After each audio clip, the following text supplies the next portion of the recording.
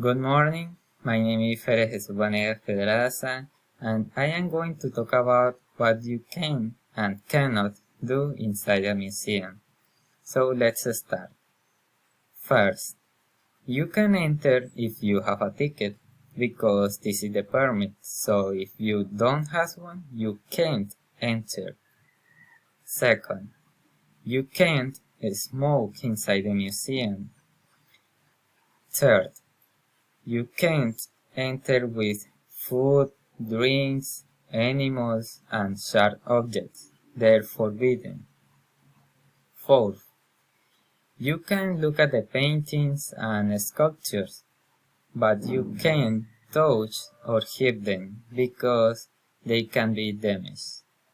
Fifth, you can take photos, but remember that you can't use the flash. Sixth, you can't scream inside the museum, but if you need help, you can communicate with a tour guide. Seventh, you can't jump and run in the halls, but you can only walk carefully during the tour. Eighth, children can enter with adult supervision, but if they don't have a responsible adult, they can't enter.